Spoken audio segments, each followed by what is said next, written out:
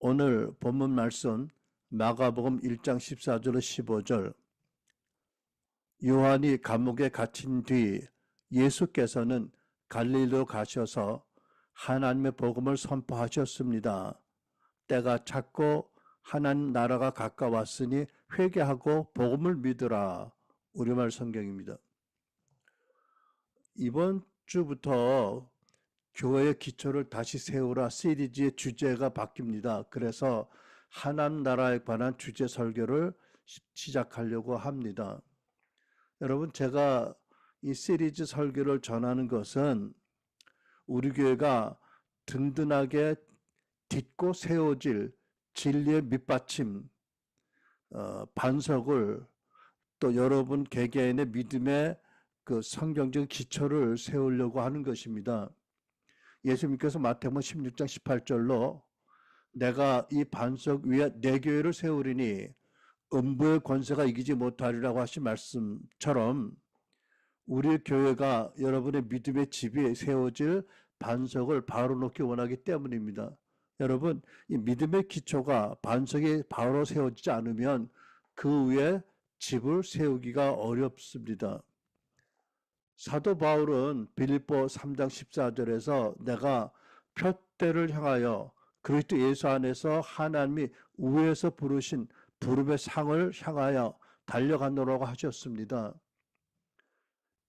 여러분과 내가 늘 바라보고 올바른 그 방향을 잡고 걸어 나가야 할 목표를 잘 세우려고 하는 것입니다. 물론 여러분, 우리 교회 공동체 또 각 개인의 현 상태와 위치가 또 저부터 개인적인 상황이 이러한 성경적인 목표를 향해서 다가가기 아직은 많이 멀리 느껴지지만 저는 그렇다고 해서 표대까지 목표까지 이뤄서는 안 된다고 생각을 합니다. 특별히 우리 교회가 수적으로 적은 교회이고 온라인 교회이기 때문에 약점이 많지만 그러나 우리 교회 안에 가장 중요한 복음적인 가르침이 있고 또 성령의 임재와 나타남이 있다면 그리고 또 성화의 또 치유의 기름 부음이 있다면 우리는 좌절할 이유가 하나도 없는 것입니다. 그러니까 우리가 지금 바라보는 표대가 멀리 보이는 것은 사실이지만 우리가 하나님의 은혜를 구하면서 그것을 바라보고 나아가면 때로는 넘어지고 낙심할 일도 있겠지만 반드시 우리의 구원을 이루게 될 줄로 믿습니다. 여러분, 교회에게 또 성도들에게 이보다 더 중요한 일이 있겠는가 생각해 보시기 바랍니다. 제가 오늘 설교를 준비하다 잠시 이런 생각을 했었어요. 예수님 믿고 구원받은 하나님의 자녀가 되고 성령님을 따라 사는 우리에게, 예수님의 제자로 사는 우리에게 가장 중요한 게 무엇일까? 육신적인 생명 또는 믿음 또는 직장, 사업, 몸의 건강, 마음의 건강, 또 영혼의 잘됨, 가족들의 행복, 안전, 또 인생의 많은 성취와 성공, 또는 많은 물질 얻는 것, 사역을 잘하는 것, 또는 영적인 은사를 많이 받는 것, 또 성경 말씀에 대한 지식을 많이 갖추는 것, 또 능력 있는 기도할 수 있는 자가 되는 것, 또는 안정된 교회, 또는 교회 지체들과의 관계 등 잠시 생각할 때 이런 것들이 떠올랐습니다.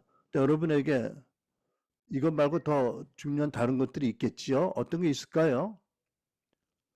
사랑, 미래, 친구, 직장 동료, 이웃, 또는 건강한 사회, 나라의 안보, 국가 경제, 어떤 게 있겠습니까, 여러분? 각자가 자기에게 중요한 것이 무엇인지 뽑아보면 재미있을 것 같아요. 그죠? 그런데 이번 시리즈의 주제는 우리의 구세주시고 왕이시고 우리 교회 머리이신 예수님이 이 땅에 오실 때 가장 중요하게 품고 오신 그것입니다. 하나님 나라입니다. 본문 말씀, 요한이 감옥에 갇힌 뒤 예수께서는 갈릴리로 가셔서 하나님의 복음을 선포하셨습니다. 때가 찼고 하나님 나라가 가까웠으니 회개하고 복음을 믿더라. 이 말씀은 예수님께서 공생애를 시작하시고 제일 먼저 대중에게 선포하신 첫 번째 말씀입니다. 때가 찼고 하나님 나라가 가까웠으니 회개하고 복음을 믿으라고 하셨습니다. 때가 찼다. 하나님께서 오랜 역사 가운데 준비하셨고 많이 전해진 예언이 이제 성취되었다라는 뜻입니다. 하나님의 나라, 나중에 거듭 설명하겠지만 지리적인 어떤 국토적인 영토적인 개념이 아니라 하나님께서 왕으로 현재 통치하시는 나라를 의미합니다. 가까웠으니 얼마나 가까웠는지 손을 내밀어 잡으면 곧 붙잡을 수 있는 만큼 가까이 왔다. 회개, 마음의 변화를 의미하죠. 잘못된 길에서 돌이켜서 하나님이 가라고 하시는 권하시는 길로 돌아서는 것을 말합니다. 근데 여러분, 왜 예수님께서 회개하라고 하셨을까요? 예수님 바로 앞에서 예수님이 오실 길을 준비했던 세례 요한도 이스라엘에게 강력하게 회개를 요구했습니다. 왜 그러셨을까요? 제가 지난주에 큐티하다가 여러분도 읽으셨겠는데 16세기에 아빌라의 성녀 테레사라는 분이 이렇게 말했다는 글을 읽었습니다. 우리는 모든 면에서 우리에게 즐거운 방법으로 하나님을 섬기는 방도를 찾고 있다. 그러니까 그 테레사가 본 그 당시 신자들이 하나님의 뜻에 온전하게 복종하지 않고 마지 못해서 또는 한다면 아주 쉽고 편하게 하나님이 원하는 방법이 아니라 자기가 원하는 방법으로 하나님을 섬기고 있다라는 사실을 지적한 글인 줄 압니다. 근데 생각해 보면 물론 초신자라면 성장 과정 중에 이런 시기를 지날 수도 있을 것 같아요. 그런데 초신자가 아니라 신앙생활을 꽤 했는데 계속 그렇다면 회개할 문제 있지요. 여러분 16세기 신자들이 그랬다면 또 오늘날도 이런 신자들이 많다면 당연히 예수님 당시에 이스라엘에도 이런 사람들이 많았을 거고 마땅히 하나님 회개를 요구하실 거라고 믿습니다. 특별히 이제부터 예수님을 통해서 엄청나게 나타날 하나님의 나라, 곧 하나님의 현재적이고 주권적인 통치, 다스림에 복종하려면 세속적인 신앙을 회개했어야 되겠죠. 근데 여러분과 나는 어떤가요? 우리가 본문을 보면 하나님의 복음이라고 기록되어 있죠. 그러니까 쉽게 말하면 복음이란 하나님 나라를 알게 하는 기쁜 소식이다라고 이해할 수 있겠습니다. 우리도 하나님의 말씀에 회개하고 오늘 이 시간에도 현재적으로 임하는 하나님의 주권적인 통치를 받아들이고 또 하나님이 원하시는데 우리를 통해서 그 하나님 나라를 나타내야 할 것입니다. 저는 교회 역사를 공부하지 않아서 과거 2000년 교회 역사 동안에 과거의 교회들이 어떻게 하나님 나라를 받아들였고 어떻게 전하는지 잘은 모릅니다. 다만 제가 아는 것은 개신교의 그 기초 부분이라고 할 수 있는 과거에 오랜 역사를 가진 로만 카톨릭 교회는 하나님 나라와 교회를 동일시했습니다. 그래서 신학적으로 그래서 그 신앙의 행태에 엄청난 문제가 일어났습니다. 또 20세기에 초에 일어나서 사실 오늘날 한국 성도들의 대부분에게 엄청난 영향력을 미치고 있는 세대주의 운동이 있습니다. 근데 이 세대주의자들은 하나님 나라가 현재 임하는 것이 아니라 예수님 재림하신 다음에 임한다고 먼 미래의 것으로 믿어서 성경의 가르침과 많이 다르다고 믿습니다. 그러니까 신학적으로 또 신앙의 면에서 근본적인 문제들이 있었을 것이다 라고 저는 그렇게 생각이 됩니다. 그러나 동시에 저는 하나님께서는 역사적인 계획을 가지고 당신의 교회를 이끌어 오셨고 이제 예수님 다시 오실 날이 가까운 이때 놀라운 많은 역사를 이루셔서 교회로 하여금 하나 나라에 대한 이해를 바르게 하신다라고 믿습니다. 드디어 때가 찼고 하나님 나라가 가까웠으니 우리는 회개하고 복음을 믿어야 할 것입니다. 여러분 질문입니다. 여러분은 예수님을 통해서 나타나는 하나님의 현재적이고 주권적인 통치, 다스리심을 어떻게 경험하고 있는지요? 또 여러분은 하나님께서 그 나라를 먼저는 예수 그리스도를 통해서 그 다음에는 사도들을 통해서 그 다음에는 역사적으로 이어지는 교회를 통해서 또 오늘날에는 여러분을 통해서 그 하나님 나라를 나타내는 것을 하나님이 원하신다고 믿는지요? 여러분 이 질문을 마음에 품고 계속 설교를 들어보시기 바랍니다. 자, 그렇다면 과연 하나님의 나라란 무엇인가?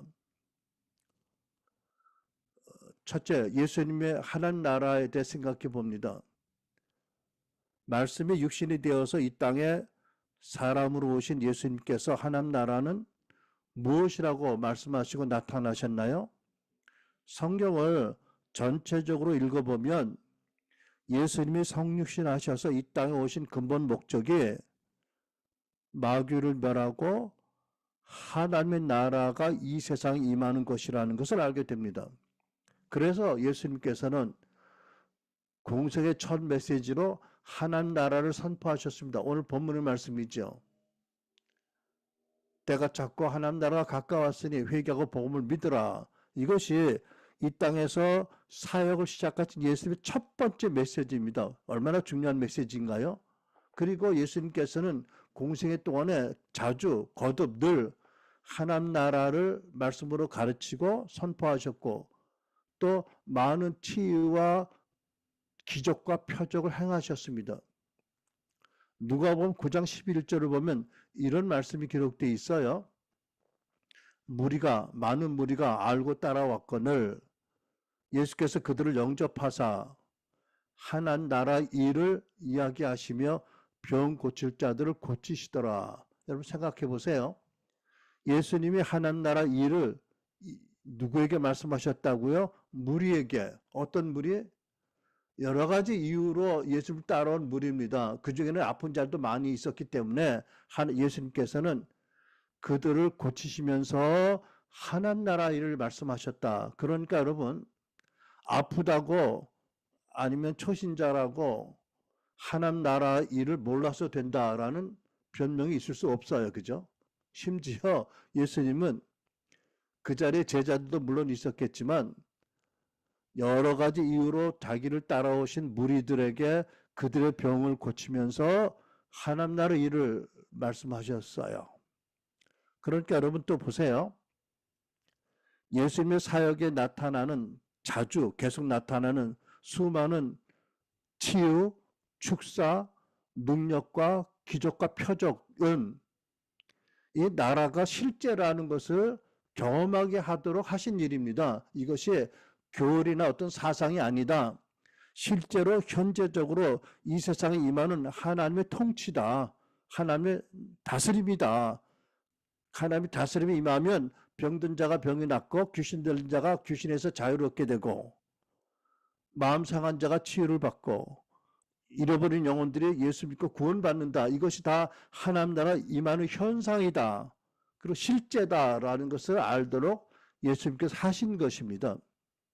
그리고 심지어는 예수님의 마지막 메시지도 하나님 나라에 관한 말씀입니다. 사도행전 1장 3절 예수께서는 고난, 십자가에서 죽으시고 부활하신 뒤에 자기가 살아계심을 여러 가지 증거로 드러내셨습니다. 그분은 40일 동안 사도들에게 여러 차례 나타나시고 하나님 나라를 두고 여러 가지 일을 말씀하셨습니다.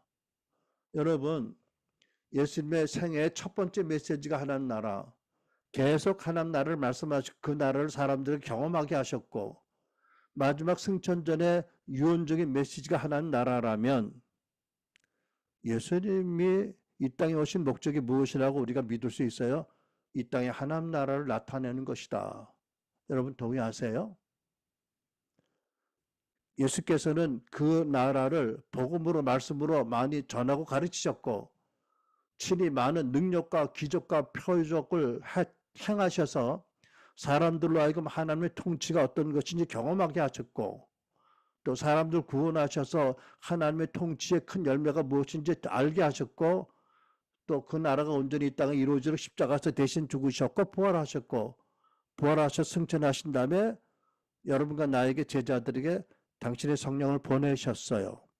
그리고 제자들에게 지상대명령 또는 대위임령이라는 위대한 사명을 분부하셨습니다. 그런데 여러분 사도행전의 처음의 말씀과 마지막 말씀 역시 동일하게 하나님 나라입니다. 그러니까 좀 전에 인용한 1장 3절의 말씀이 사도행전에 시작하는 말씀이잖아요. 그러니까 사도행전 책의 첫 번째도 하나님 나라고 마지막 말씀도 하나님 나라다. 마지막 말씀 28장의 마지막 귀절입니다. 31절 30절로 31절 31절에 사도행전의 마지막 귀절이거든요. 30절 바울 사도는 만 2년 동안 자기 셋집에 머물면서 로마에 자기에게 찾아오는 모든 사람을 맞아들여서 어떤 방해도 받지 않고 담대하게 하나님의 나라를 선포하고 주 예수 그리스도에 관한 것을 가르치셨습니다. 여러분 사도행전도 시작과 끝이 하나님 나라입니다. 그 나라가 주 예수 그리스도를 말미암아 이 땅에 임하고 있다. 예수의 제자들로 임하고 있다. 라는 진리를 가르치고 있습니다. 그런데 어떤 교회 일부 교사들은 또는 전도자들은 예수님이 오신 목적이 복음을 전하기 위해서라고 가르치십니다.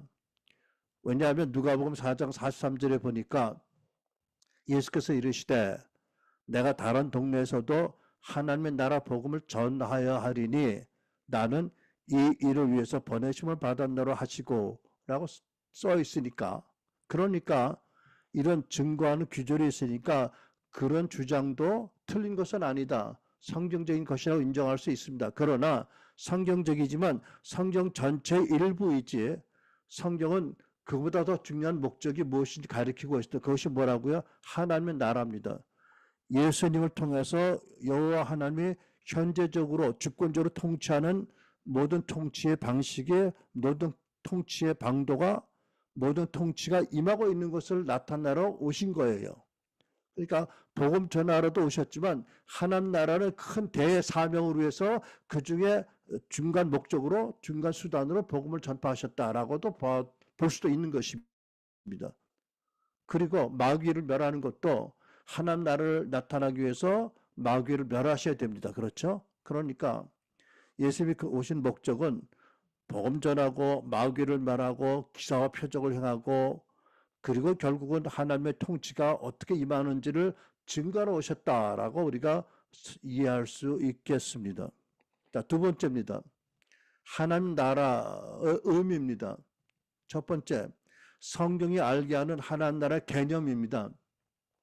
구약 다니엘서 5장 26절 28절을 보면 그 뜻을 해석하건대 이게 벽에 쓰여진 글에 대한 뜻입니다. 메네는 하나님의 왕의 나라의 시대를 세워서 그것을 끝나게 하셨다 하며 베레스라는 단어의 뜻은 뭐냐면 베레스는 왕의 나라가 나뉘어서 메대와 바사 사람에게 준바되었다 함이니이다 라고 다니엘이 그 표적을 설명합니다. 왕에게. 근데 여기에 왕의 나라가 끝나게 된다는 것은 물론 바벨론이라는 그런 그 영토가 지리적으로 없어진다는 건 아니지요. 그 영토를 통치하던 바벨론을 통치하던 벨사살 왕조가 끝났다라는 뜻입니다. 그러니까 여기서 배우는 것은 뭐냐면 성경이 말씀한 하나님 나라는 지리적인 또는 영역적인 개념이 아니라 어떤 왕의 통치를 의미합니다. 이조 시대가 끝났다. 이시 왕조가 끝났다는 얘기죠. 그러니까 그 나라가 임했다는 건 뭐예요? 여호와가 하나님이 왕으로 통치하시는 나라가 임했다는 뜻이잖아요. 그죠? 마태복음 6장 10절에 이런 말씀이 있어요. 나라가 임하가 없으며, 여기 나라라는 단어는 그 다음에 이어지는 말씀으로 잘 설명이 됩니다. 어떤 나라냐? 뜻이 하늘에서도 이루어진 것 같이 땅에서 이루어지는 그 나라입니다. 그러니까 천국은 하나님 뜻이 완전히 이루어진 그런 나라지요. 근데 이 세상에 임하는 예수로 말미암아 또 교회로 말미암아 임하는 나라는 아직 완전히 임하지 않았습니다. 그래서 불의한 일도 일어날 수 있고 사단의 일도 일어납니다. 그래서 예수님께 제자들에게 이 땅에 하나님의 뜻이 온전히 이루어지도록 그 나라가 온전히 임하도록 기도하라고 하셨습니다. 그러니까 여러분, 하나님은 전능자이시지만 그러나 하나님께서는 당신의 경륜을 가지고 특별히 사람을 통해서 일하시기 때문에 예수께서 재림하실 때 그 나라가 완전한 영광과 권능으로 임하게 하시고 하마도록 계획하셨고, 그 전까지는 그 나라가 더 임하도록 기도하고 헌신된 예수의 제자를 통해서 그 나라를 더 크게 임하게 하고 계십니다. 그러니까 그 나라는 예수님에 의해서 이미 임하기 시작했고 계속 임하고 있고, 오늘날은 여러분과 나 이 시대를 사는 제자들 통해서 더 크게 임하게 되고, 그리고 예수님 제 이름으로 완전히 임하게 될 것입니다. 여러분, 누가복음 11장 20절로 22절을 보면 예수님이 더 강한 자의 비유로 나옵니다. 더 강한 자이신 예수님이 강한 자인 사단의 의지하던 무장을 모두 해제시키시고 사단의 노략질인 것을 빼앗으심으로 사람들이 구원받고 하나님 나라가 임하는 것을 알게 합니다. 자, 이런 여러 성경의 말씀을 종합해서 정리해 보면 하나님 나라가 무엇입니까? 예수님이 성육신하셔서 이 땅에 오신 근본 목적입니다. 그리고 예수님의 사역의 핵심적인 주제입니다. 그리고 예수님의 사역은 하나님이 이 세상에서 주권적으로 다스리는 방식을 보여주는 것입니다. 그러니까 다시 말씀드립니다. 하나님 나라는 예수님의 사역을 통해서 이 땅에 임하는 하나님의 현재적이고 주권적인 통치다. 하나님 나라는 사람들의 마음과 생각과 육체와 환경에 하나님의 통치가 임하고 이루어지는 것이다. 여호와께서 왕으로 지금 이 땅에서 주권적으로 다스리는 방식이 무엇인지 나타나는 것이 하나님 나라다라고 말씀드립니다. 아까 제가 예배 전에 기도할 때 이렇게 기도했죠. 우리가 하나님 나라로 말미암아 세상의 풍조를 따르지 않고 마음이 치유되고 변화를 받아서 하나님의 온전한 뜻이 무엇인 줄 알고 건강한 마음으로 밝은 생각으로 생각하고 살게 해주세요라고요. 이게 여러분 하나님 나라 임하는 열매의 하나입니다. 그런데 성경을 보면 두 가지 나라가 하나님 나라가 기록됩니다. 하나는 현재 이 땅에 임하는 예수님과 예수님의 제자들을 말미암아 임하는 하나님 나라가 있고, 저와 여러분이 언제 죽으면 영원히 옮겨가서 살 내세 천국이 있습니다. 근데 지금 여기서 말하는 하나님 나라는 이 세상에 임하는 하나님 나라를 말하고 있습니다. 여러분도 언제 영주하시겠죠? 천국으로, 그지? 아니야, 이 땅에서 만년 살고 싶어? 아닙니다. 그죠? 우리 건강하게 은혜 가운데 감사하면서 하나님 나라 백성으로 살다가 좋은 때에 천국으로 이주하시기를 축복합니다. 아멘. 거기 완전한 나라거든. 예수님이 계시고 하나님 얼굴을 뵙고 거기 사탄의 역사도 없고 오해도 없고 협박도 없고 완전한 아름다움과 완전한 영광이 가득한 나라, 그리고 우리가 예수님같이 크게 변화된 존재로 살아가는 나라, 그죠? 그러니까 죽음도 두려운 게 아닌 거지요, 하나님 나라 백성에게는. 자, 성경이 알게 하는 하나님 나라 특성이 있습니다. 로마서 14장 17절은 하나님 나라를 영적인 것으로 설명합니다. 하나님의 나라는 먹는 것과 마시는 것이 아니요 오직 성령 안에서 의와 평강과 희락이라. 여러분, 예수 그리스도를 통해서 나타나는 하나님의 성격, 하나님 나라의 표지는 의와 평강과 희락입니다. 그러니까 우리 마음에 예수의 의와 하나님 주는 평강과 즐거움, 희락이 없다면 하나님 나라가 충만하지 않은 것일 수 있어요. 그죠? 두 번째, 계시록 11장 15절은 하나님의 나라를 현세적인 것으로 알게 합니다. 세상 나라가 우리 주와 그 그리스도의 나라가 되어 그가 세세토록 왕노로 타시리로다. 누가 왕노로 타세요? 예수 그리스도가. 어디서? 세상 나라의 왕으로 영원히. 언제? 예수님 재림하시면. 그러니까 그 재림하시기 전에도 이미 교회를 통해서 하나님 나라가 우리를 통해서 나타나고 있기 때문에 현재적인 그런 나라로 현세적인 것으로 설명하고 있습니다. 골로새 1장 13절은 그 나라가 이미 과거 임했다라고 서술합니다. 그가 우리를 흑암의 권세, 사탄의 권세에서 건져내사 그 살아오는 아들의 나라로 옮기셨으니. 여러분, 지금부터 돌아봐도 그렇고 골로새 서신이 쓰여진 당시에도 이미 예수님이 승천하시고 제자들에게 성령을 보내시고 예수님을 통해서 이 땅에서 임하기 시작한 하나님 나라가 계속 사도들을 통해서 임하고 있었어요. 그러니까 그 나라가 이미 임했다고 설명하고 있는 거지요. 과거부터, 언제부터 예수님이 이 땅에 오신 공생하신 그 순간부터 임하고 있다. 임한 것으로 서술합니다. 또 베드로후서 1장 11절은 그 나라를 미래적인 것으로 설명합니다.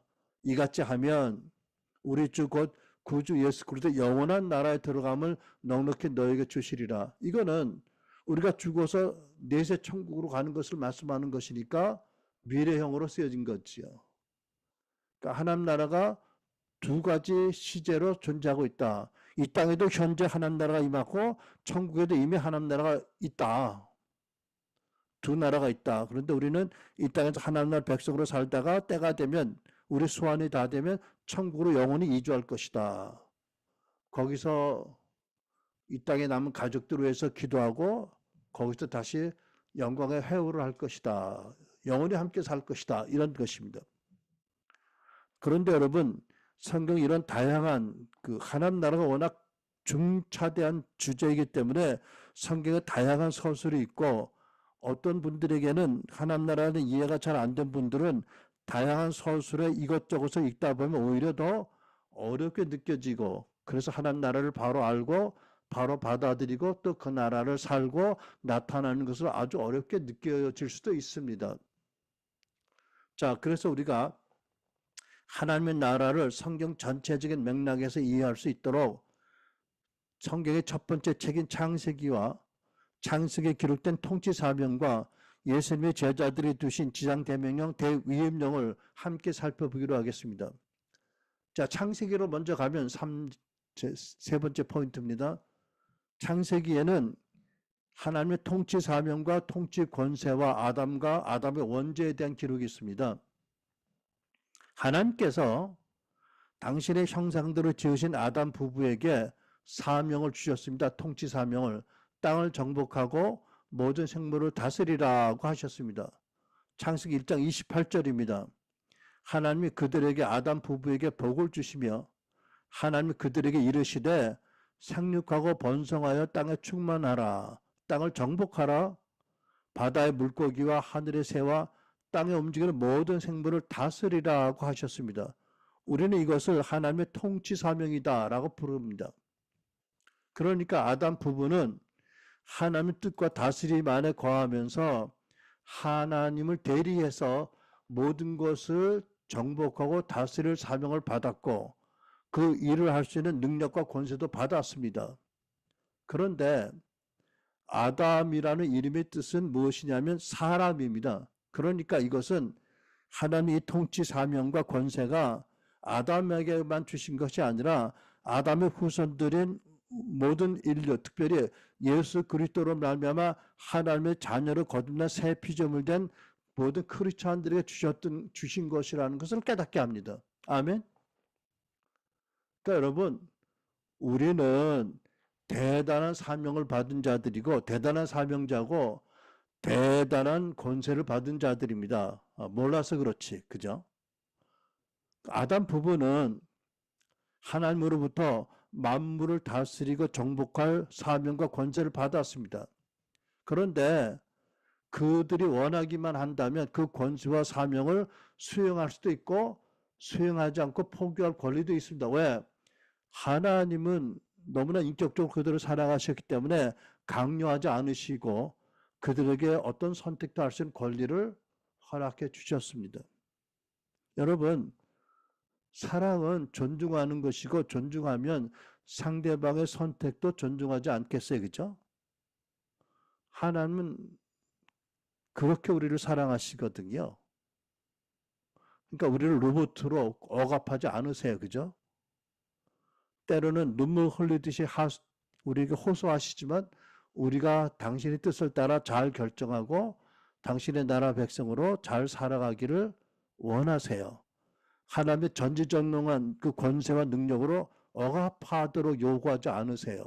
사단은 반대로 강요하고 억압하지요. 하나님은 안 그러세요.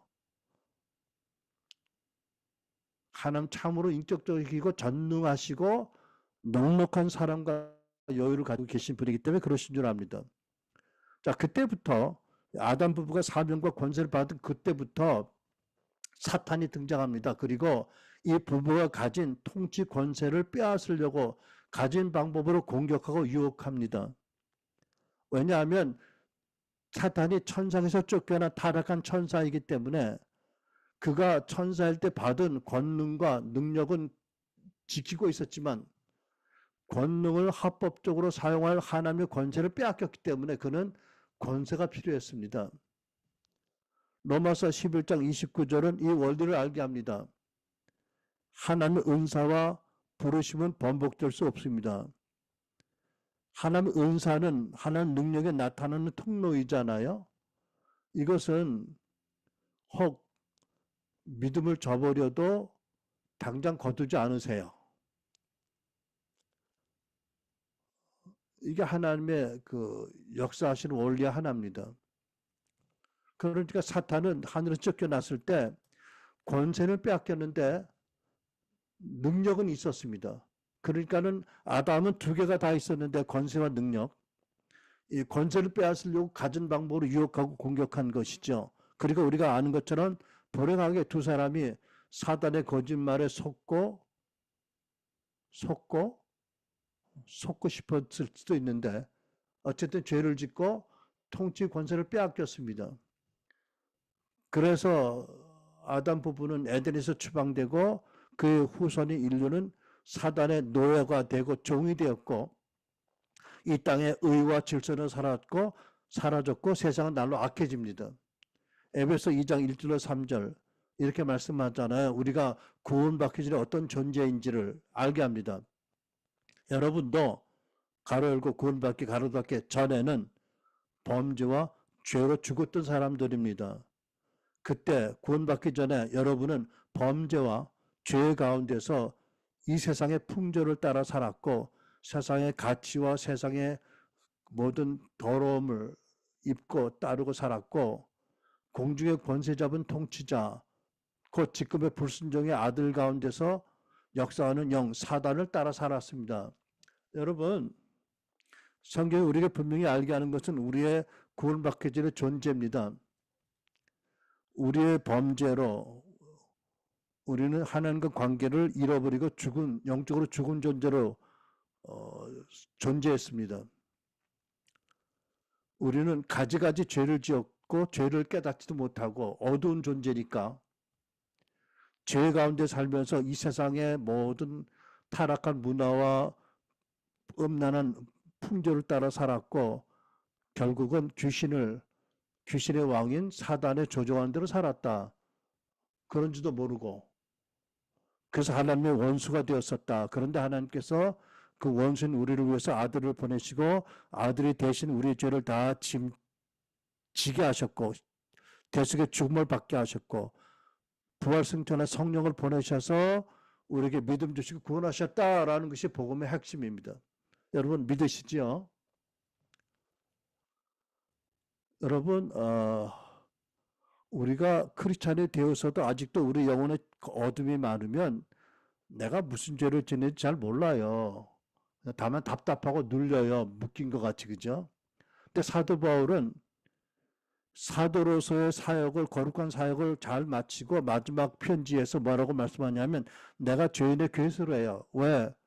그 안에 하나님의 영광의 빛이 가득하니까 조그마한 죄도 엄청나게 크게 느껴지는 것이 그의 형편이었습니다. 네 번째, 하나님 나라와 불가피한 영적 전쟁입니다. 첫 번째, 사단의 권세와 나라입니다. 성경은 예수님께서는 하나님께서는 이 세상에 하나님 나라를 대적하는 방해하는 차원이 아니라 대적하는 사단의 나라, 사단의 권세가 존재함을 알게 합니다. 예수께서 마태복음 12장 26절에 이렇게 말씀하셨습니다. 만일 사단이 사단을 쫓아내면 사단이 스스로 갈라져서 싸우는 것인데 그렇다면 사단의 나라가 어떻게 설 수 있겠느냐. 여러분, 이 세상에는 예수님으로 말미암아 현재적인 하나님의 통치가 나타나는 나라가 임하는데 사단의 나라가 그것을 대적하고 있다. 그래서 우리는 주기도 말씀처럼 이 땅에 더 하나님 뜻이 이루어지고 나라가 더 세워지도록 기도해야 된다는 것이잖아요. 그 나라, 사단의 나라, 저는 사실은 나라라고 말하기가 아까워서 권세라고 말하기를 좋아하는데 어쨌든 예수님도 나라라고 하셨으니까 뭐 나라라고 할 수도 있겠어요. 그죠? 그것은 그 사단의 나라는 죽음의 두려움, 사망 권세로 사람들을 노예로 삼고 악랄한 사탄이 통치하는 것을 말합니다. 히브리 3장 14절 15절 그 예수 그리스도 성령 신하신 그분 또한 한 모양으로 혈육에 함께 속하심은 사망으로 말미암아 사망의 세력을 잡은 자 곧 마귀 사탄을 없이 하시며 또 죽기를 무서워함으로 일생에 매여 종노릇하는 모든 자 구원받지 못한 자들을 놓아주려 구원하려 함이니라고 말씀합니다. 사단이 무엇으로 사람들을 종으로 삼고 부리죠? 죄 지은 자들이 가지는 두려움, 또 그 사망 권세, 죽음의 세력으로 사람들을 종으로 삼고 종으로 끌려다니지 모르는 가운데 사단의 노예로 살게 한다고 말씀합니다. 예수께서 이런 자들을 구원하러 오셨다고 합니다. 여러분, 예수님께서는 이 땅에 오셔서 하나님 나라를 임하게 하시기 위해서 반드시 사단의 나라를 무너뜨리셔야 했습니다. 요한일서 3장 8절 하나님의 아들이 나타나신 것은 마귀의 일을 멸하려 하심이라. 마귀를 멸하며 하나님 나라를 세우셨습니다. 그러니까 사탄은 반대로 예수님 이 땅에 오신 그 순간부터 출생하신 그 순간부터 십자가에서 죽으시기까지 계속해서 유혹하고 시험하고 사람들을 통해서 예수를 죽이려고 했습니다. 심지어 예수님의 자라난 동네 사람들까지 예수님을 절벽에 떨어서 밀어들여서 죽이려고 했잖아요. 왜? 사단의 역사지요. 사단의 역사 있죠. 그러니까 사람들이 사단에게 쓰였던 거지요. 예수님께서는 그래서 사도 바울을 사도로 부르셨을 때 사단의 권세에 대해서 말씀하셨습니다. 사도행전 20장 18절 이제 너 바울은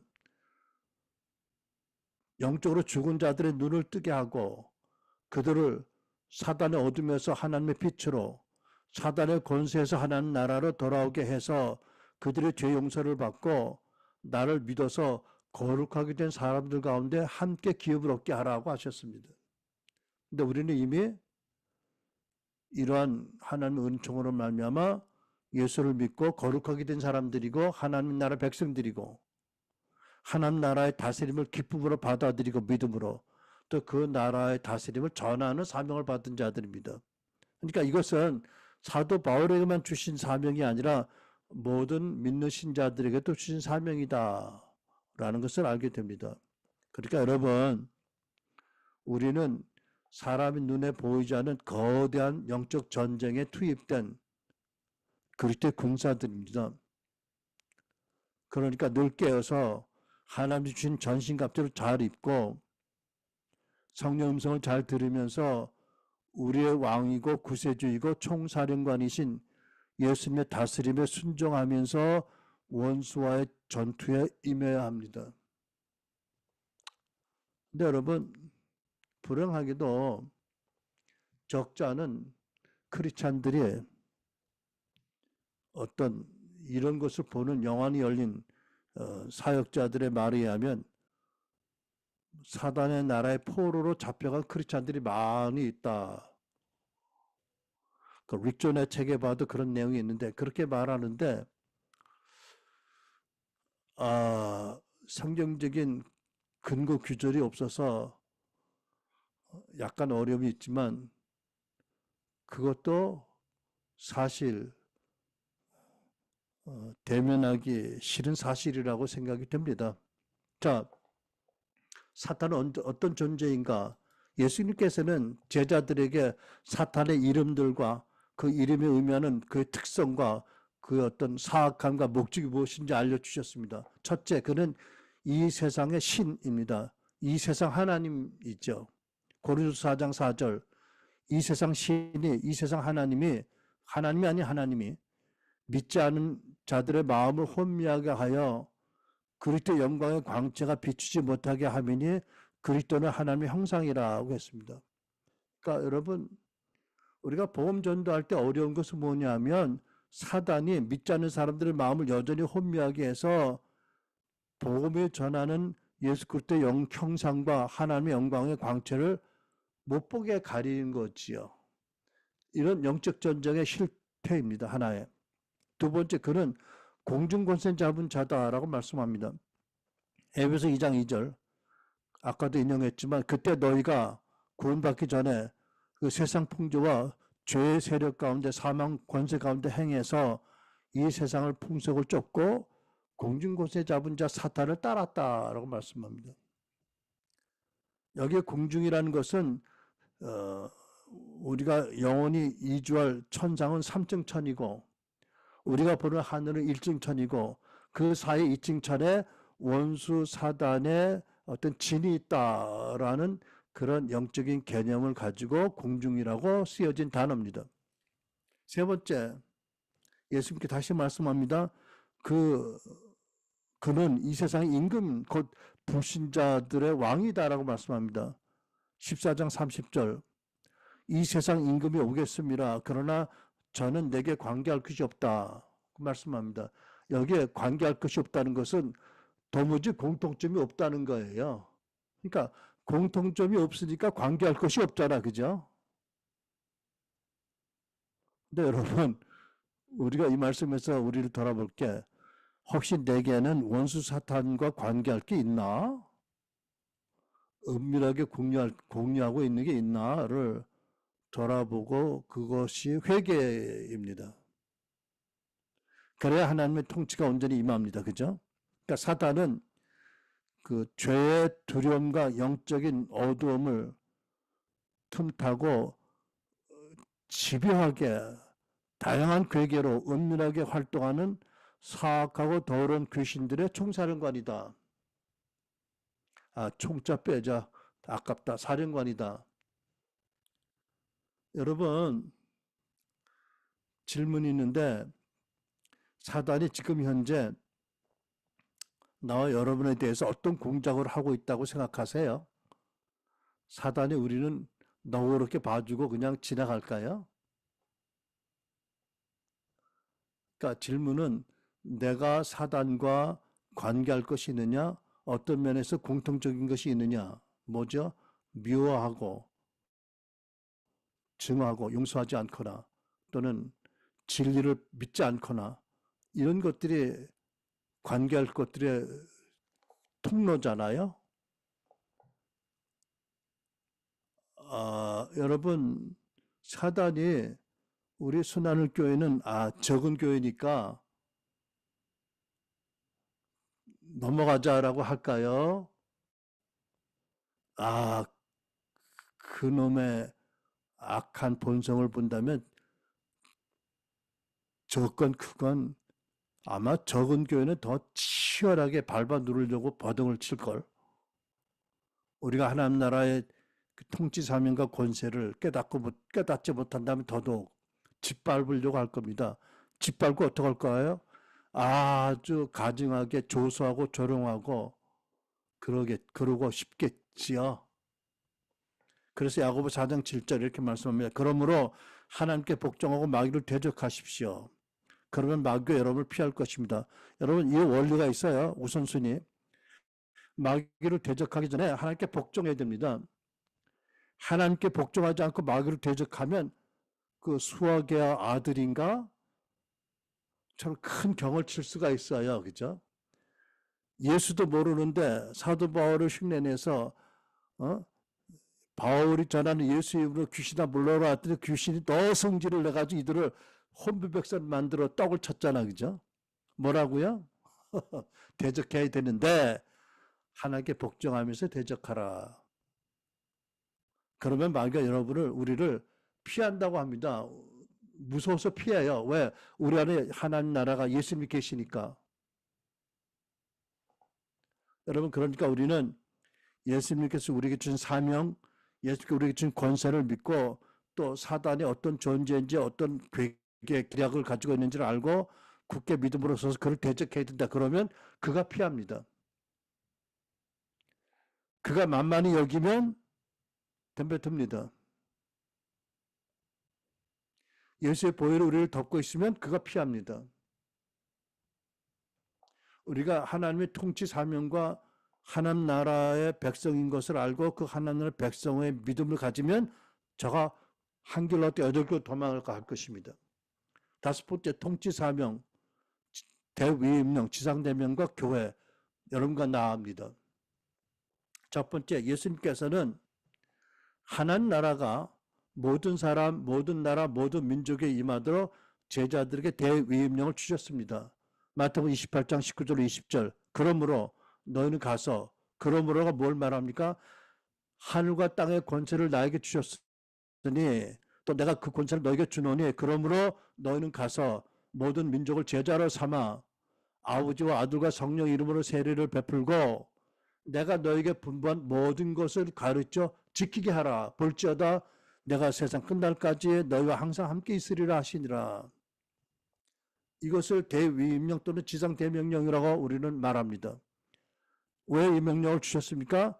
예수님을 통해서 이 땅에서 임하기 시작한 놀라운 하나님 통치가 땅끝까지 임하도록 모든 사람, 모든 민족이 임하도록 이런 명령을 주신 것입니다. 그러니까 제자들이 대위임령에 순종함으로 하나님 나라가 모든 사람, 모든 국가, 모든 민족에 임하여서 모든 민족이 예수님 제자 되게 하라는 말씀이죠.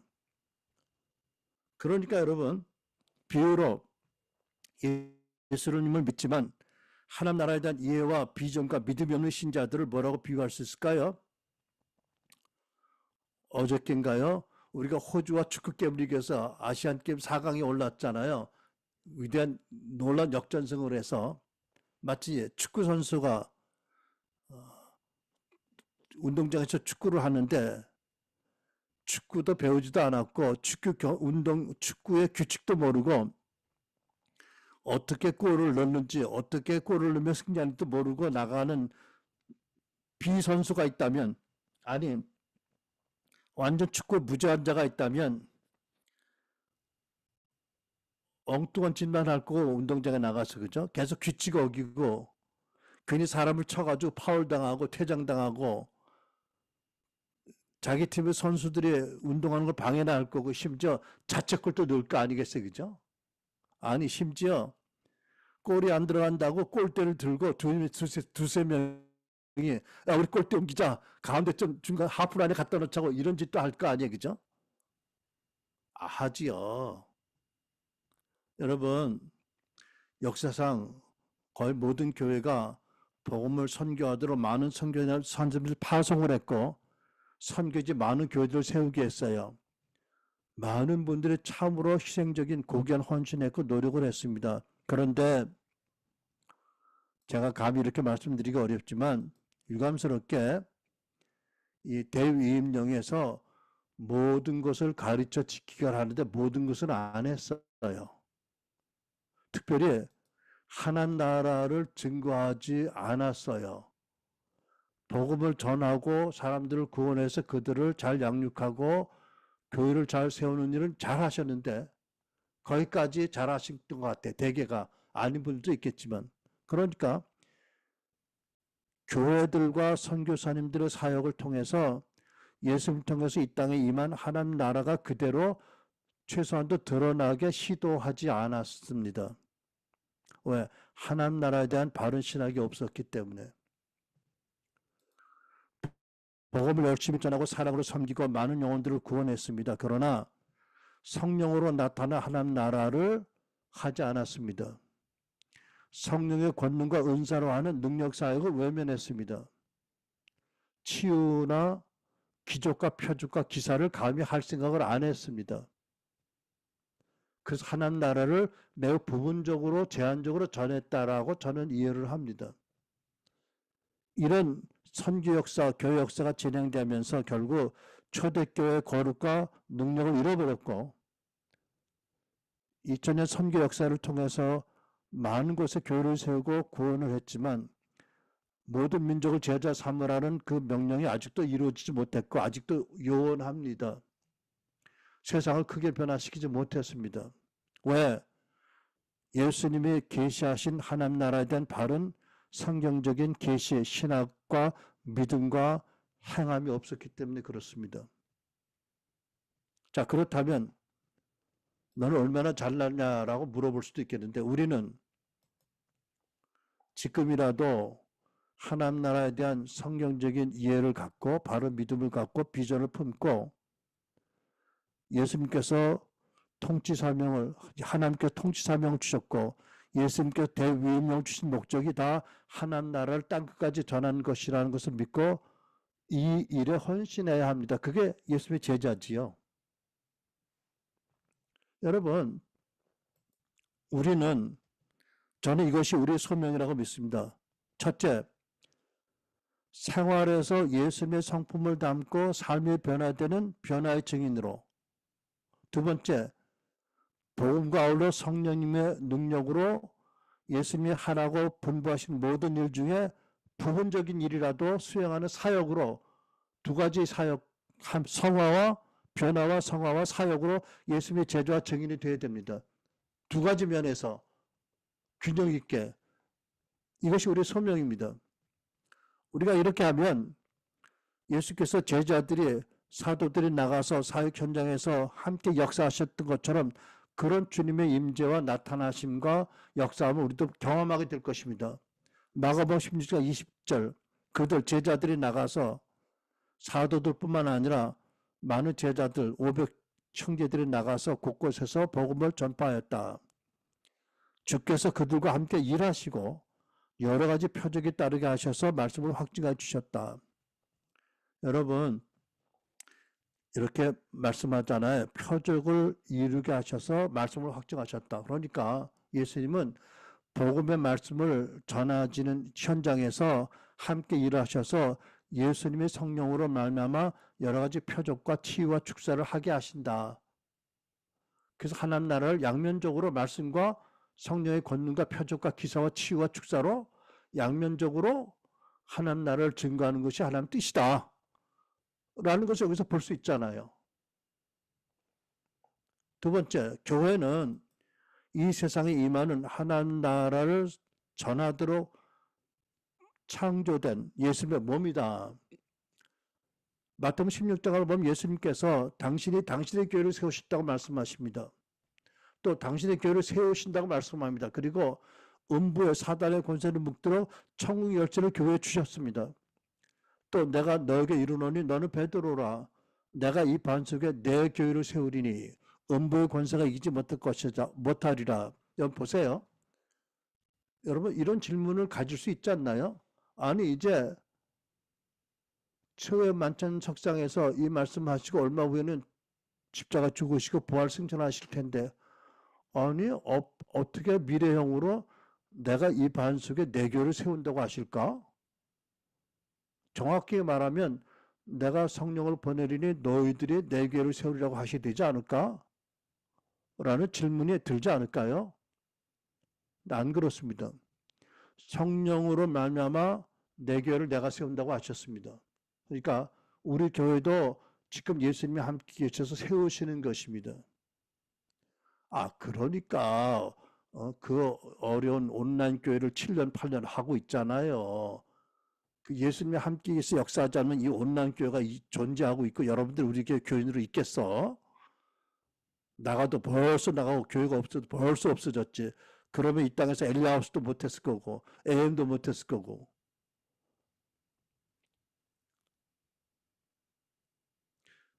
순환교회 그러면 대단한 교회예요.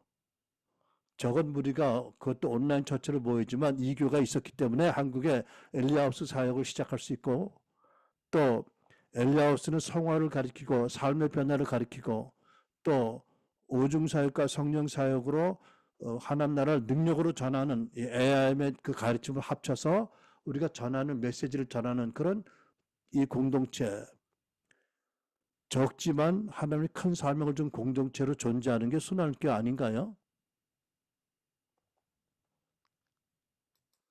나도 인간적으로 쪽팔린 거 생각하면 목회 오래 하고 싶지 않아. 왜? 그냥 빨리 은퇴하면 옛날에 좋았던 얘기하고 살고 수 있잖아. 그죠? 근데 하나님께서 나를 릴리스 안 하시니까 왜 안 하시는지를 찾고 그 안에 사명을 찾고 하는 거잖아. 그죠? 그리고 또 나 여러분들에게 너무 고마운 게 이렇게 약점이 많은 온라인 교회 성도로 남아있는 게 너무 고마워 사실은. 그래도 여러분이 있으니까 내가 설교 준비도 하고 설교도 하잖아. 뭐 설교를 못해서 몸살 나는 게 아닌데 설교 준비하면서 내가 자꾸 하나님의 진리를 더 인하여도 깨닫잖아. 그리고 이거 전할 수 있는 게 광야에서 몇 명이지만 광야 외치는 소리를 전할 수 있는 게 너무 감사한 거지요. 그러니까 여러분들 저를 위해서 기도하고 교회를 위해서 기도하고 이 말씀에 아멘 해주는 게 나에게도 큰 격려가 되거든. 근데 여러분 하나님 나라 백성이니까 여러분도 그렇고 나도 그렇고 내 마음대로 못해 우리는. 물론 하나님이 우리를 로봇같이 삼아서 강제적으로 억압하는 분이 아니지만 우리가 움직일 때 하나님 뜻을 여쭙고 움직이는 게 하나님 기뻐하시는 건 아니까 그죠? 믿음으로 하지 않은 건 죄인 걸 아니까 우리가 이 교회가 너무 고마운 거죠. 근데 여러분 분명히 알아야 됩니다. 우리는 로만 카톨릭 교회가 아니고 뭐 지금은 어떤 걸 과거에는 그랬다고 알고 있는데 교회는 하나님 나라가 아닙니다. 하나님 나라가 교회를 통해서 나타나지만 여러분 하늘이 푸르다고 푸른 게 다 하늘은 아니잖아 그죠? 교회는 하나님 나라가 아닙니다.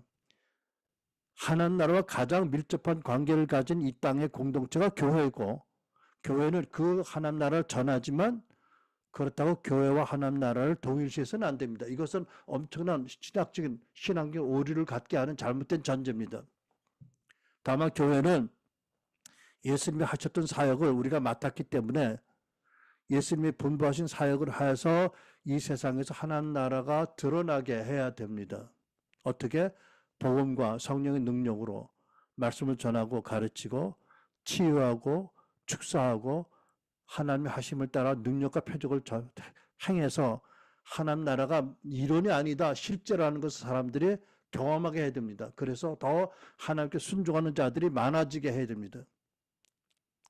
그러니까 예수님께서는 당신의 사역을 통해서 하나님 나라가 하나님의 초자연적인 그 통치가 이 땅에 나타난 것 같이 교회를 통해서 다시 말해 여러분과 나를 통해서 우리 사역을 통해서 오늘날도 하나님 나라의 통치가 이 세상에 우리 주변에 나타나도록 대위임령을 주신 거지요. 여러분 계시록 11장 15절 일곱째 천사가 나팔을 불매 하늘에 큰 음성들이 나서 이르되 세상 나라가 우리 주와 그의 그리스도의 나라가 되어 그가 세세토록 왕노를 하시리로다. 장차 세상 모든 나라가 우리 주 예수님과 우리 주 하나님과 그 예수님의 나라가 되어서 그가 하나님의 세세토록 왕노릇 하실 것이다 라고 말씀합니다. 그것이 이루어지도록 우리가 이 땅에서 신앙생활을 하는 것이고 예수의 제자로 살아가는 것이죠. 아울러서 굉장히 영광스럽고 아직은 막연하지만 우리는 세상의 모든 피조물들도 그리스도 안에서 회복되도록 믿고 기도해야 됩니다. 골로새서 1장 19절로 20절. 하나님께서는 그리스도 안에 모든 충만함을 머물게 하시기를 기뻐하시고 그리스도의 십자가 피로 화평을 이루셔서 그리스도를 말미암아, 잘 들으세요, 만물 곧 땅에 있는 것들이나 하늘에 있는 것들이 다 기쁘게 자기와 화해시키셨습니다. 아담과 하와에게 만물을 다스리라고 하셨잖아요. 이제 둘째 아담이 오실 때는 세상 만물이 다 하나님과 화해되고 본래 창조의 영광을 다 회복될 것이다. 지금은 만물이 다 인간의 타락으로 말미암아 함께 빛을 영광을 잃어버리고 그 충만함을 잃어버리고 있다. 신음하고 있다고 성경은 말씀합니다. 물론 하나님 나라에는 사람이 가장 우선적인 존재이지만 다른 모든 피조물도 언젠가는 하나님 창조하신 본래 영광을 회복하게 될 것이고 우리는 그것을 믿고 그래서 우리가 자연 보호도 하는 것이고요. 환경도 우리가 생각하는 것입니다. 우리가 기도해야 될 것입니다. 물론 아직은 구체적으로 어떻게 할지는 모르지만 때가 되면 하나님이 우리에게 그것도 어떻게 할지 알게 하시고 또 우리와 함께 그것을 이루시게 할 것을 믿습니다. 아멘. 자, 예수님께서 이 땅에 오셔서 찾으러 오신 것이 있었습니다. 그것이 무엇일까요? 보물찾기, 잃어버린 보물찾기입니다. 누가복음 19장 10절을 보면 인자가 내가 온 것은 잃어버린 자를 찾아 구원하려 함이라고 개역성경에 번역했습니다. 그런데 표준 세번역 성경을 보니까 놀랍고도 반갑게 이렇게 번역했습니다. 인자가 온 것은 잃은 것을, 자가 아니라 사람 자자가 아니라 잃은 것을 찾아 구원하러 왔다고 번역했습니다. 그러니까 개역성경의 신학을 믿는 많은, 번역을 믿는, 개역성경의 번역 신학을 믿는 많은 교회들이 잃어버린 사람을 예수님 찾아오셨다고 믿어서 영혼 구원에 초점을 맞추고 이제까지 교회 활동을, 교회 사역을 했습니다. 그런데 표준 세번역은 원문 성경과 더 가깝게 번역을 해서 이 번역에 의하면 예수님이 찾으러 오신 것은 사람도 포함되지만 어떤 것입니다. 뭐라고요? 사단이 아담에게 빼앗아간 통치 권세, 것을 알게 합니다. 거짓말로 속여서 아담에게 빼앗은 통치 권세를 예수님이 되찾으러 오셔서 그것을 교회에게 주셨습니다. 그리고 말씀하셨습니다. 나는 하늘과 땅의 모든 권세를 받았다고. 그리고 예수께서는 교회에게 진리의 말씀, 복음과 진리의 말씀과 당신 이름의 권세와 또 성령의 권능과 은사와 능력으로 이 세상에서 마귀를 멸하고 너희들이 하나님 나라를 땅끝까지 나타내라고 위임령을 주신 것입니다.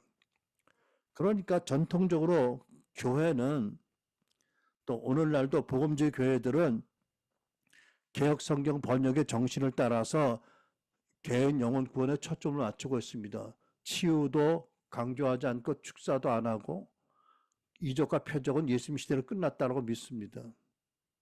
그래서 예수님 통해서 나타나신 그 풍성하신 하나님 나라를 아주 위축해서 그 나라를 섬기고 전합니다. 그리고 영혼 구원과 함께 내세 천국을 강조하면서 이 세상에 현재 임하는 하나님 나라를 강조하지 않습니다. 그러니까 예수님의 사역에 나타난 초자연적인 권능과 기적과 표적과 이사와 치유와 축사를 따로 추구하지 않습니다. 그러니까 점점 성령에 대한 의존도가 낮아지게 되고 성령께 대한 갈망이 적어지고 결국 성령의 교회를 통해서 일하실 통로들을 점점 좁게 했고 막습니다. 어떤 부분은. 그러니까 성령의 권능 없이 성령의 나타남이 없이 은사 없이 인간의 능력과 지식과 열정과 노력으로 경험으로 가능한 선교, 가능한 교회 프로그램 이런 것들을 치중하면서 점차 하나님 나라의 권능의 나타남이 외면당하게 되었습니다. 저는 이것이 한국교회 80% 이상 되는 복음직 교회의 문제라고 믿습니다. 마지막 우리의 소명입니다. 하나님께서는 우리를 원수됐던 우리를 예수 그리스도의 십자가와 부활로 말미암아 우리 자녀 삼아 주셨고 우리를 예수님의 제자 되게 하시고 성령님의 동역자 삼으셨습니다. 그래서 어떻게 예수님을 통해서 나타나신 충만한 하나님 나라가 오늘날도 우리들을 통해서 계속 이 세상에 임하고 나타나게 하십니다. 그러니까 다시 말씀드립니다. 우리는 예수님의 성품을 닮아 삶이 변화되는 변화의 증인이 되어야 되고 예수님이 성령을 하라고 분부하신 그 사역의 증인이 되어서 우리 삶과 우리의 내면적으로 하나님 나라가 더 크게 임하고 외면적으로 하나님 나라가 풍성하게 능력으로 임하도록 해야 할 책임이 있습니다. 그래서 오늘날도 하나님의 현재적이고 주권적인 통치가 임하고 있다는 것을 우리 이웃에게 알게 하고 일터에서 전하고 사회에 선한 영향을 미쳐야 합니다.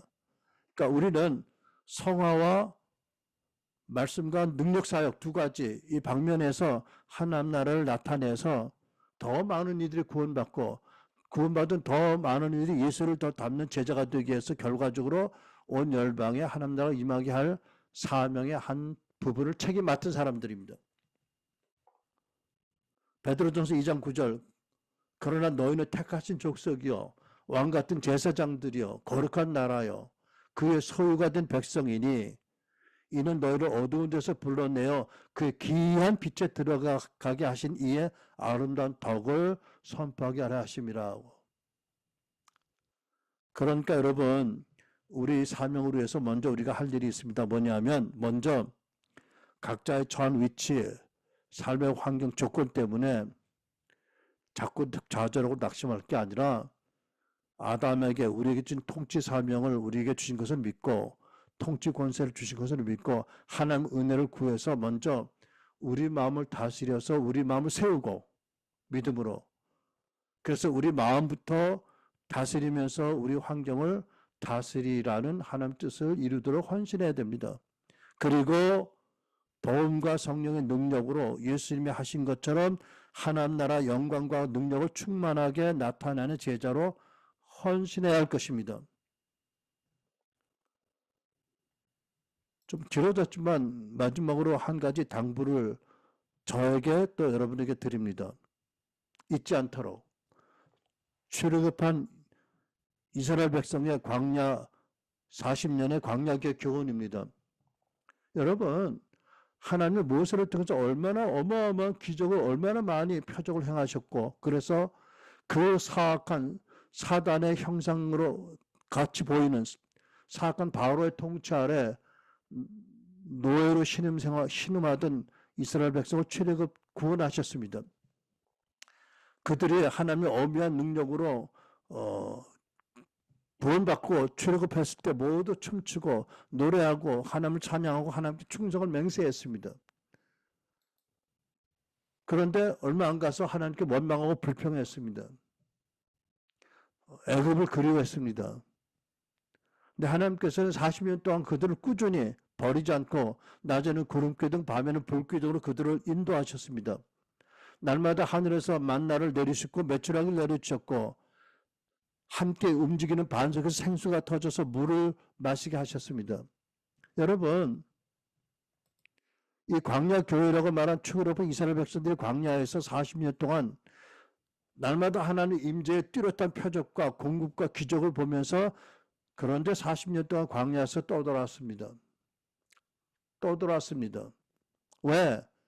약속의 땅에 가나안 거인들이 있는 것을 알고 거인들을 두려워서 그 땅에 들어가는 것 두려웠기 때문입니다.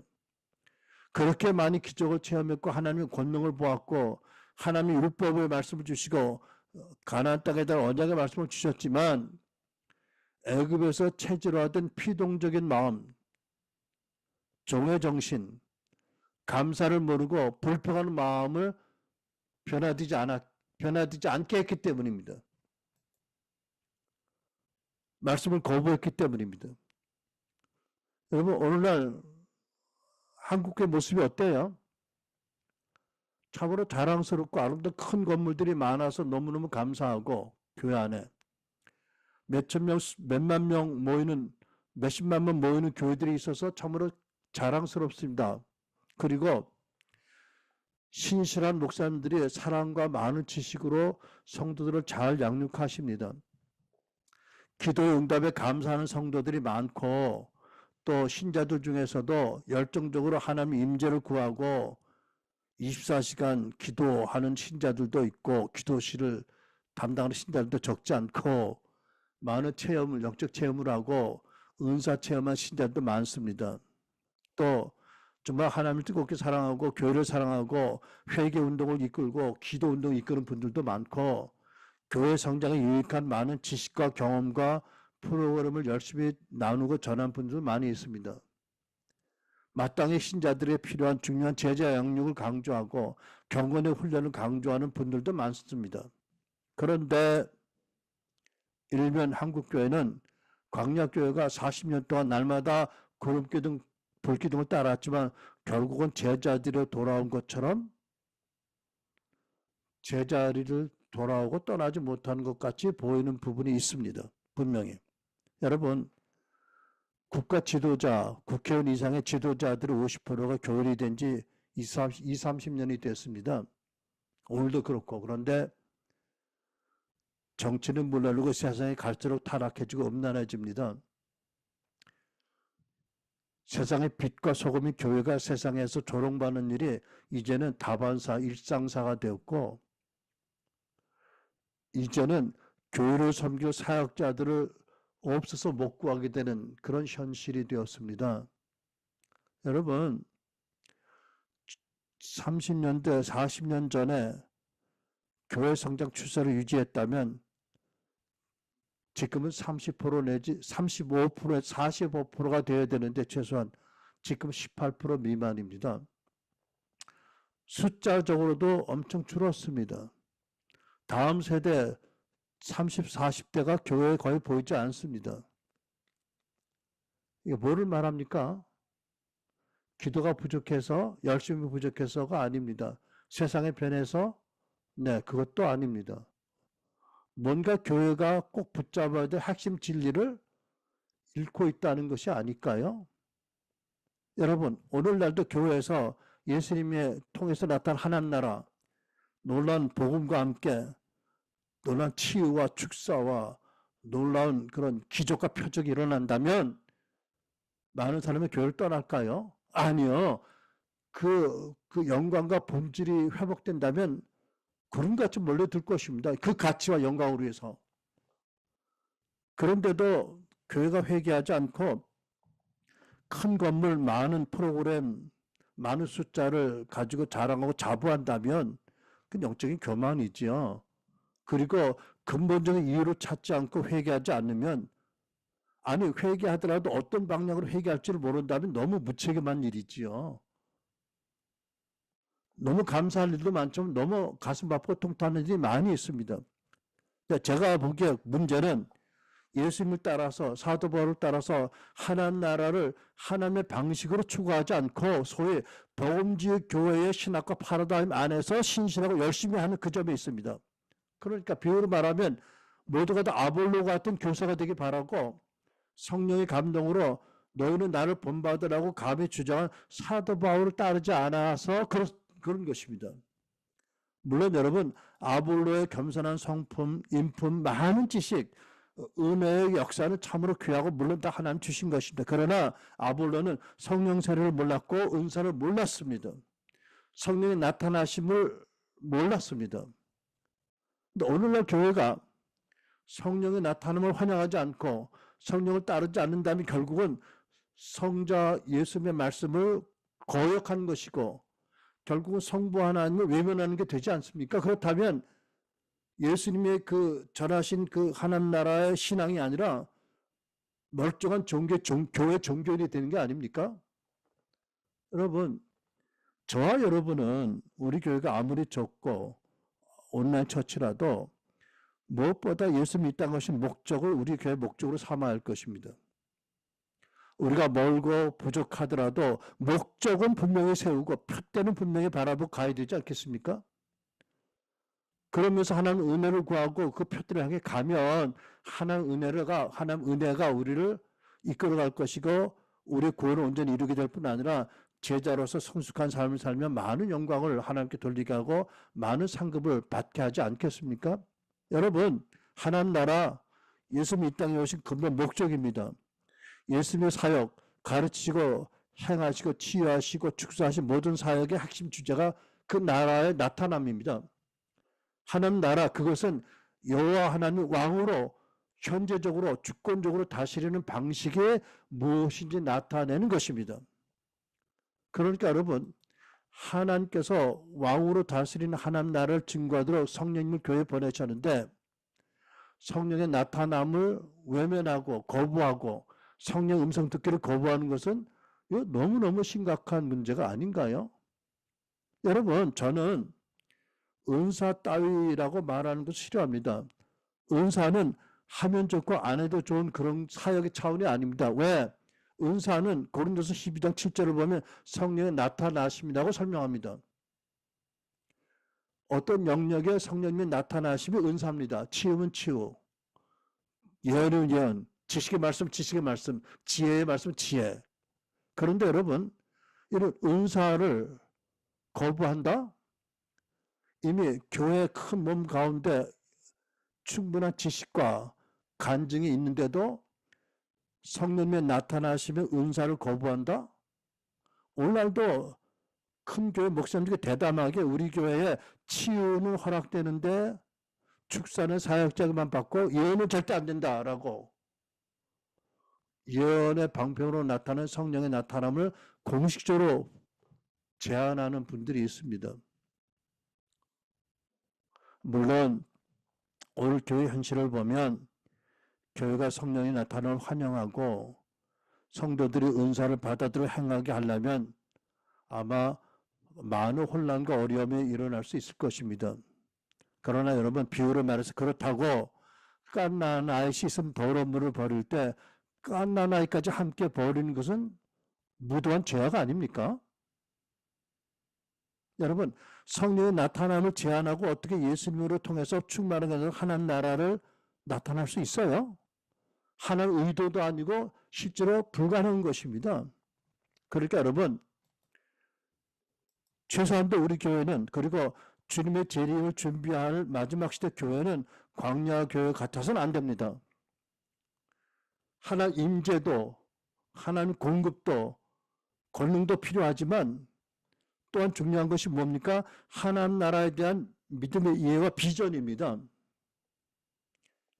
하나님께서 우리에게 통치 사명을 주셨다.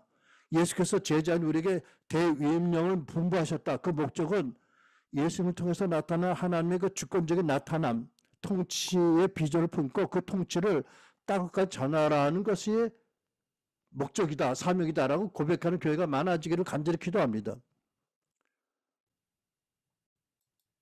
우리가 많이 부족해도 이 하나님 나라의 바른 믿음을 갖고 비전을 품고 헌신하면 예수님이 사도들과 함께 있었던 것처럼 오늘날도 우리와 함께 계시고 동일한 당신의 임재뿐 아니라 역사를 통해서 우리가 전하는 말씀을 표적으로, 치유로, 축사로, 능력으로, 예언으로, 지식의 말씀 은사로 확실히 증언하실 것이고 큰 영광을 나타내실 것입니다.